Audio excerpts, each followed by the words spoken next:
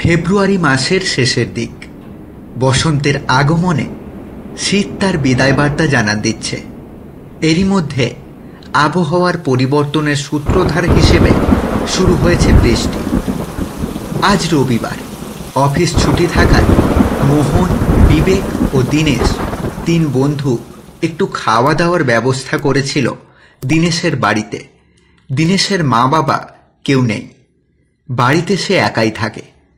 অনেক ছোটবেলাতেই একটা অ্যাক্সিডেন্টে ওর বাবা মারা যায়, আর 2 বছর আগে হৃদরোগে আক্রান্ত হয়ে মা গত হয়েছেন। তাই এখন দীনেশ একা।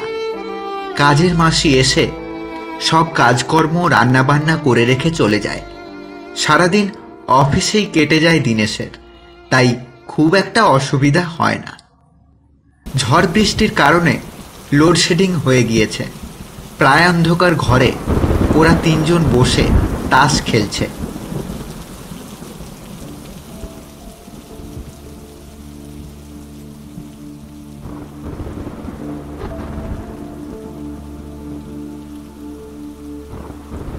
এই একদম টুকলি করবি না বিবেক, আমি আগে ফেলেছি। তোর নাম বিবেক হলে কি হবে, বিবেক কিন্তু তোর একদমই নেই। তাস খেলা নিয়ে দুজনের মধ্যে দ্বন্দ্ব বেঁধে গেল। মোহনের কথা শুনে দীনেশ বিবেকের পিঠে চাপড় মেরে হো হো করে হেসে উঠল। বিবেক চটে গিয়ে বলল, এই একদম বাজে কথা বলবি না মোহন, আমি কিন্তু আগেই ফেলেছি। আচ্ছা, আমি বাজে কথা বলছি তো? তাহলে দীনেশ তো সব দেখেছে, দীনেশই বলুক কে আগে ফেলেছে। এই তোরা নিজেদের মধ্যে তর্কাতর্কি বন্ধ কর।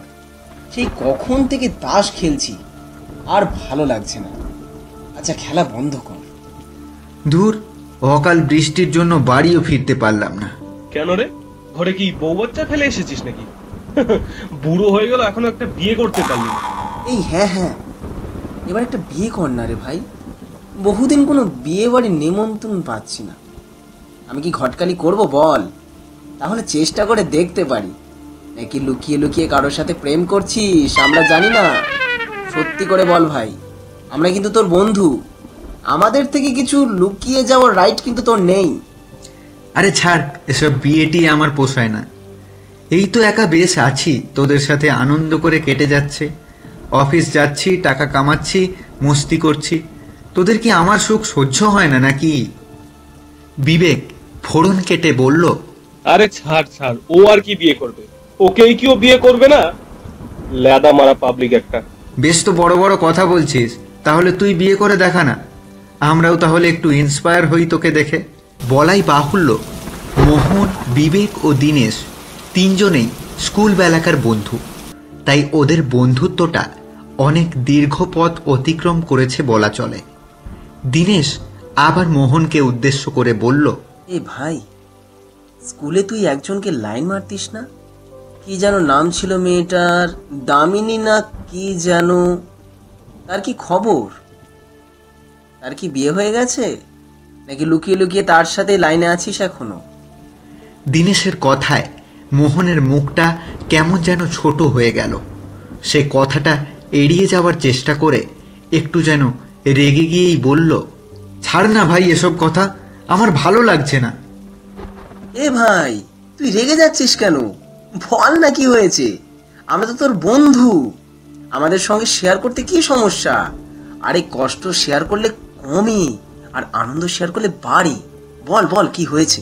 দীনেশের জেরাজেরিতে মোহন বলতে শুরু করলো, মাধ্যমিক দেওয়ার পর তো তুই অন্য স্কুলে চলে গেলি। তোর মনে আছে কিনা জানি না, ক্লাস 9-এ আমার সাথে দামিনীর পরিচয় হয়েছিল। তারপর আমাদের দুজনকে ভালো লাগে। ধীরে ধীরে সেই ভালো লাগা ভালোবাসায় পরিণত হয়। সবটা বেশ ভালোই চলছিল, কিন্তু সব ভালোর পেছনেই যে কিছু একটা খারাপ থাকে, সেটা হয়তো আমরা অনেকেই অনেক সময় ভুলে যাই।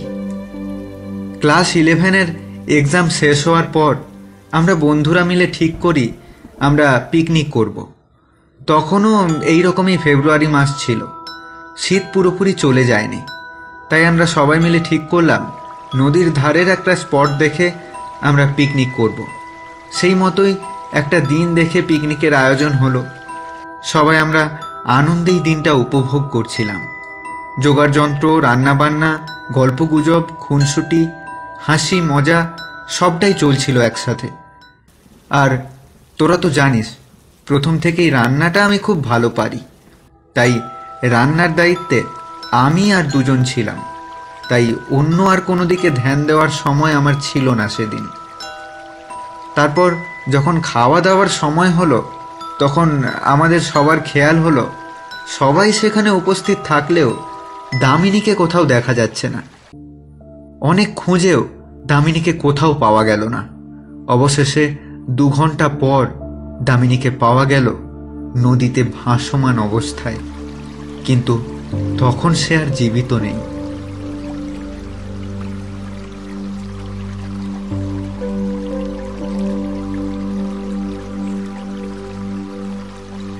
কিন্তু সবচেয়ে অবাক করা বিষয় কি জানিস? দামিনী খুব ভালো সাঁতার জানতো।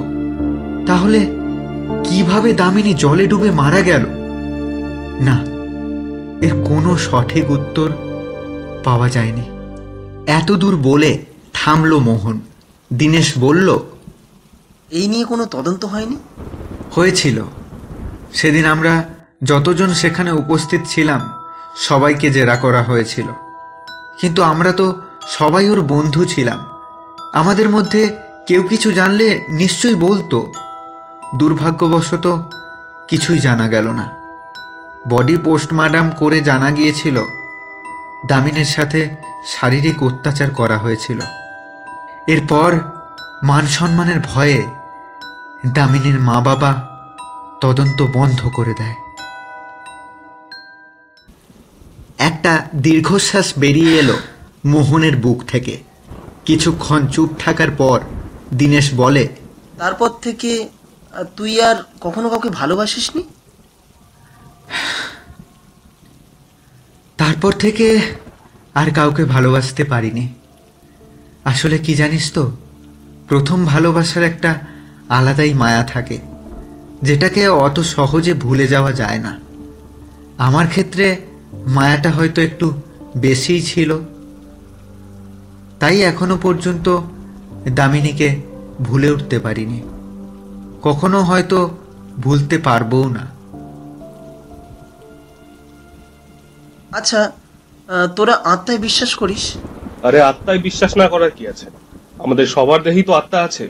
ইনফ্যাক্ট আমাদের আত্মাটাই তো আমরা নিজেরা। হ্যাঁ, কথাটা তুই ঠিকই বলেছিস, কিন্তু দেশের বাইরে ও বাতাসে অনেক আত্মা ঘুরে বেড়ায়। হয়তোবা তারা অতিরিক্ত হয়ে আমাদের চারপাশে ঘুরে বেড়াচ্ছে। তাদেরকে আমরা চোখে দেখতে পাচ্ছি না, কিন্তু তারা আমাদেরকে দেখতে পাচ্ছে। ধুস, এসব আজগুবি কথা। এসব আবার হয় নাকি? কেন হয় না? নিশ্চয়ই হয়। আচ্ছা, তোরা প্ল্যানচেটে বিশ্বাস করিস? প্ল্যানচেট মানে ওই যেটা দিয়ে আর কি ভূত আত্মাকে ডেকে আনা হয়, ওটাই তো নাকি? হ্যাঁ, ঠিক বলেছিস। ধুস, ওসব গাঁজাখড়ি গল্প। আত্মা কি আমাদের হাতের পুতুল নাকি? ডাক বইয়া তখনই চলে আসবে? যত সব ভোগাস কথাবার্তা। আমি বিশ্বাস করি। স্থির হয়ে জ্বলতে থাকা মোমবাতির শিখাটির দিকে তাকিয়ে থেকে বলল মোহন, তোরা তো জানিস আমি পড়াশোনার পাশাপাশি এইসব প্যারানর্মাল ব্যাপার স্যাপার নিয়ে একটু আধটু নাড়াঘাটা করতাম। সেই সূত্রে কয়েকবার প্ল্যানচেটেও বসেছিলাম, আর সেই কারণে আমি 100% গ্যারেন্টি দিয়ে বলতে পারছি সঠিক প্ল্যানচেটের মাধ্যমে যে কোনো আত্মাকে ডেকে আনা সম্ভব। আচ্ছা, আমরা যদি প্ল্যানচেটের মাধ্যমে দামিনীর আত্মাকে ডেকে এনে জিজ্ঞাসাবাদ করতে পারি ওর সাথে ঠিক কি ঘটেছিল, তাহলে তো সব প্রশ্নের উত্তর পাওয়া যাবে, তাই না?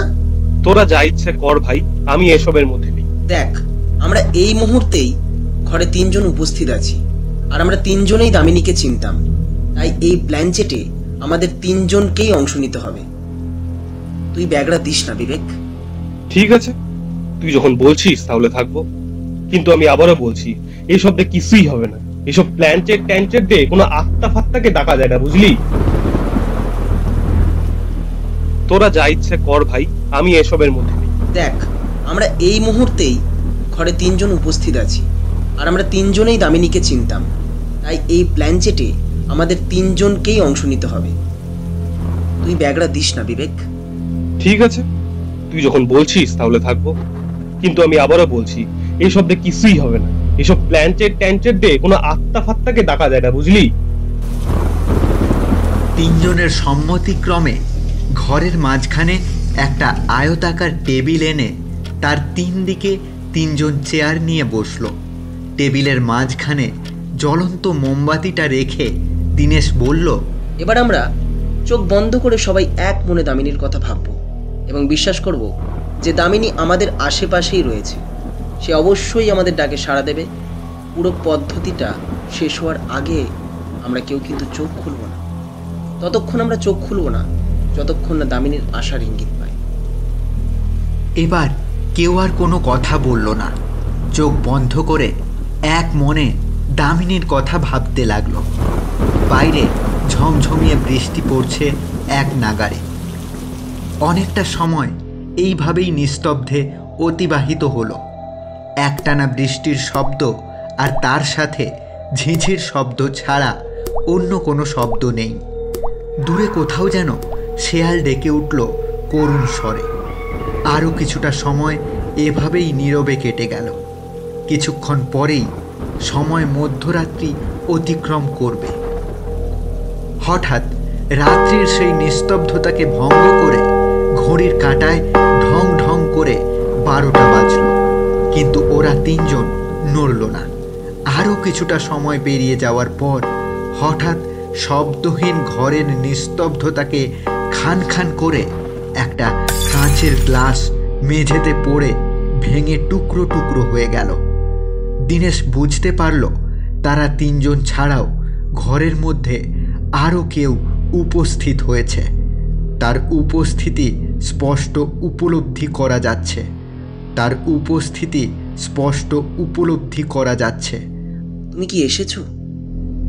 প্লিজ আমাদের বুঝিয়ে দাও, তুমি কি সত্যি এসেছো দামিনী? দীনেশ কথাটা বলার সাথে সাথেই ঘরের মধ্যে নূপুর পায়ে কারোর একটা হেঁটে যাওয়ার শব্দ হলো।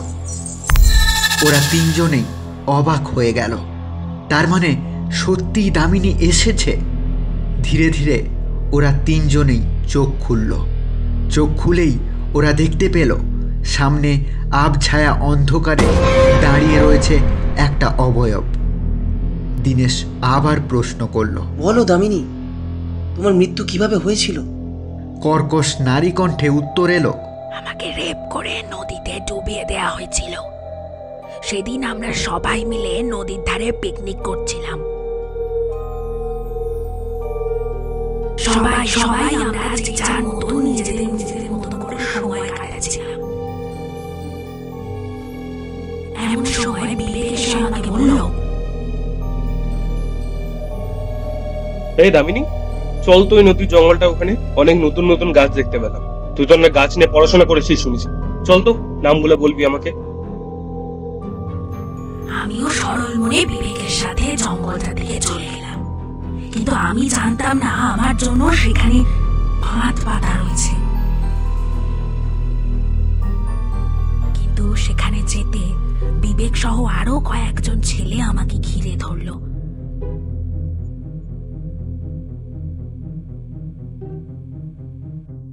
তারপর আমার মুখে রুমাল বেঁধে দেয় যাতে আমি চিৎকার করতে না পারি। তারপর আমার শরীরটাকে ইচ্ছে মতো ভোগ করে। নিজেদের দোষ ঢাকতে নদীর জলে আমাকে জোর করে চুবিয়ে মারে এই শয়তান বিবেক। মোহনের মাথায় তখন আগুন জ্বলছে। সে রেগে বলল, ছি বিবেক ছি, আমি তোকে বেস্ট ফ্রেন্ড ভাবতাম, আর তুই কি না আমার থেকে আমার দামিনীকে এভাবে কেড়ে নিলি। তোর মুখ দেখাও তো পাপ রে, তোর মুখ দেখাও পাপ। আমার খুব ভুল হয়ে গেছে মোহন, তুই আমাকে ক্ষমা করে দে।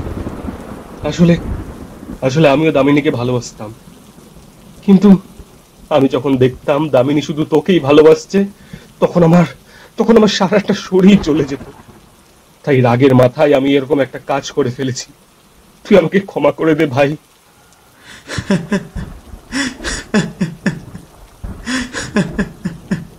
দামিনীর আত্মা রাগে ফেটে পড়ে বলে, মোহন, তোকে ক্ষমা করলেও আমি তো তোকে ক্ষমা করব না রে শয়তান।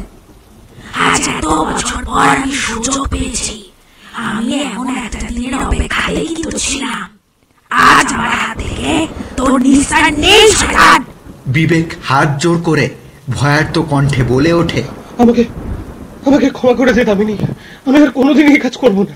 আমার ভুল হয়ে গেছে, প্লিজ প্লিজ আমাকে ক্ষমা করে দে। আমার কাছে ক্ষমা চেয়ে কোনো লাভ নেই। তোকে না মারে আমার আর শান্তি হবে। তাই তোকে তো মরতেই হবে, মরতেই হবে।